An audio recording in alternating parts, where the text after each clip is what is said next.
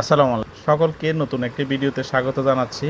আজ আমরা চলে আসলাম চট্টগ্রামের আকমল ঘাটে, যেখানে ইলিশের দিনে খুব ভালো ইলিশ পাওয়া যায়।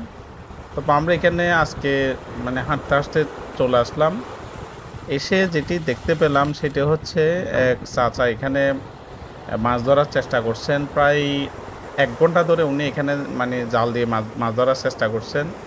আশেপাশে দেখতে পাচ্ছেন যেহেতু এটি একটি ঘাট, এখানে চারিদিক থেকে যে নৌকাগুলো মাছ ধরার যে বোটগুলো থাকে নৌকাগুলো থাকে সেগুলো বোটগুলো থেকে বা নৌকাগুলো দিয়ে মাছ ধরে এই ঘাটে নিয়ে আসা হয়। এখান থেকে ডাকের মাধ্যমে সেগুলো বিক্রি করা হয় পাইকারি দরে। এখানে কিন্তু আবার খুচরায় কিন্তু বিক্রি হয় না, নিলে পাইকারিতে নিতে হয়, একসাথে যতগুলো থাকবে ততগুলো।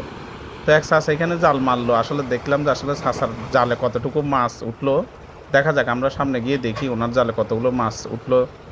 তো চাচা এখানে প্রায় 1 ঘন্টা ধরে জাল মারছিল, মারার পরে এখানে উনি কতটুকু মাছ ধরছে দেখা যাক, আমরা একসাথে দেখি।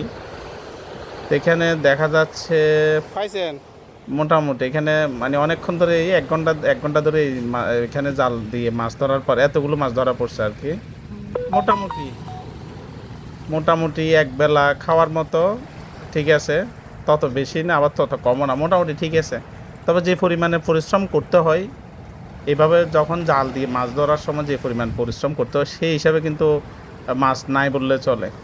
অনেকক্ষণ ধরে চাচা দেখতেছি এখানে মাছ ধরার চেষ্টা করতেছে, প্রায় 1 ঘন্টা হয়ে গেছে। তার মধ্যে আবার এখানে কিন্তু রোদও অনেক, আপনারা ভিডিওতে কেমন দেখতে পাচ্ছেন জানি না, তবে অনেক রোদ।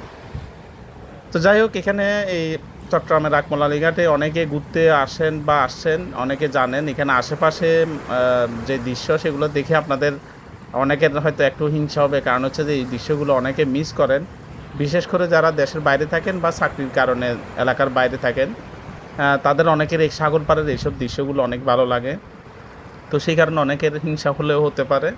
তো আমরা দেখি এখানে ঘুরবো, আশেপাশে কি আছে দেখি, দেখে সেগুলো আপনাদেরকে ভিডিওর মাধ্যমে যতটুকু সম্ভব আপনাদেরকেও দেখানোর চেষ্টা করব। তো চাচা আরও একবার মাছ ধরার জন্য গেল এবং জালটা পানিতে ফেললো, দেখা যাক এবার কতটুকু কী হয়। তো যাই হোক, সাগরে কিন্তু এখন কিন্তু জোয়ার আসার সময়, আপনারা দেখতে পাচ্ছেন এখানে কিছুক্ষণ পর আরও পানি বাড়বে আস্তে আস্তে, মাত্র জোয়ার আসা শুরু করছে। তো সেই হিসাবেও কিন্তু পানি এখনও কম।